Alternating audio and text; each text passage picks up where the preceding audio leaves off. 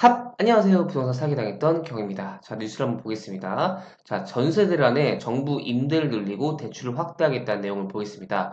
자, 임대차법 보완 대책을 해가지고 곧 발표를 한다. 분양가 상한제 실거주법을 완화한다. 입주 시점부터 임대가 가능해질 듯. 조정 대상 지역 해제 여부도 관심이라고 하네요. 또한 금리 인상에 아파트값이 3주째 하락한다. 송파, 마포, 성동도 매수세가 실종이라고 합니다.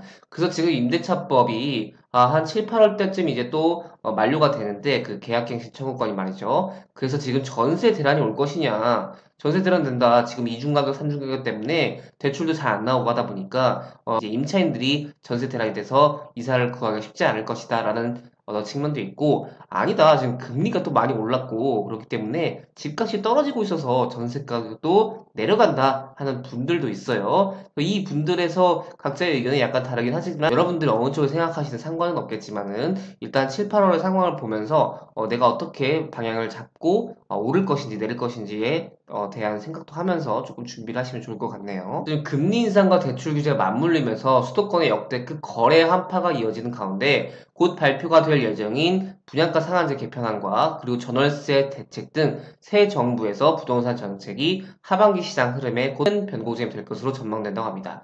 그래서 이달 말에 그 국토교통부 주거정책심의위원회도 주택 가격이 급락한 지방을 대상으로 어떤 규제지역 해제 조치가 나올지 주목된다고 하네요. 그래서 어떤 관계자는 분양가 상한제 개편안과 전월세 대책은 대략적인 내용이 정리돼 어떤 발표 시점을 조율 중이다. 이번 주에 발표할 수도 있다. 말을 했어요. 그래서 이 개편안에는 재건축 등 정비사업 조합 이주비, 사업비 금융이자 등 가산비 항목에 포함시키는 내용이 들어갈 것으로 보인다. 건축 자재비 인상분을 분양가에 반영할 수 있도록 6개월마다 발표하는 기본형 건축비 고시 방식도 손볼 예정이다. 다만 분양가 계산 시 큰 비중을 차지하는 택지비는 손대지 않을 것으로 알려졌다고 하네요. 자, 그리고 임대차법 시행 2년을 앞두고 발표한 전월세 대책은 물량 확대와 전세대출 보완을 중심으로 이루어질 것으로 예상된다고 합니다.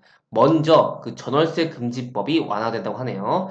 이는 분양가 상한제 대상 아파트에 입주 시부터 한 2년에서 5년간 실거주 의무를 부여하는 법이었는데 요걸 좀 완화한다는 얘기겠죠. 이 전월세 금지법을 완화해서 분양가 상한제 아파트 입주 시점부터 세를 놓는 것을 허용을 하면은 이제 좋은 입지에 들어선 신축 아파트에 전월세 물량이 늘어난다. 그래서 이들 지역에서 촉발되는 전월세 급등 현상을 완화할 수 있다는 것이 정부 판단이었다.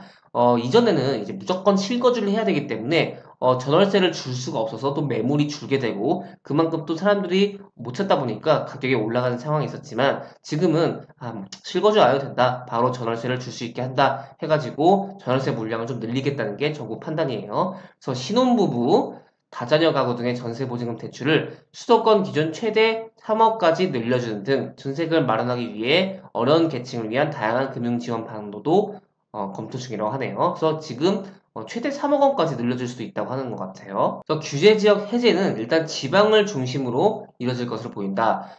이달 말 규제 지역 해제 여부를 논하는 주거정책심의위원회가 열릴 가능성이 매우 높다. 그래서 발표 내용이 부동산 시장에 기대에 미치지 못하든 반대로 기대를 상회하는 수준이든 부동산 시장은 정부 발표의 영향을 받을 수밖에 없죠. 그래서 아울러 이번에 발표될 대책은 새 정부의 부동산 규제 완화 속도를 가늠해 볼 수 있는 시금석이라고 하네요. 자, 한편 지금 부동산 시장에서는 여전히 거래 한파가 지금 장난이 아니라고 하죠. 하락세가 이어지고 있다.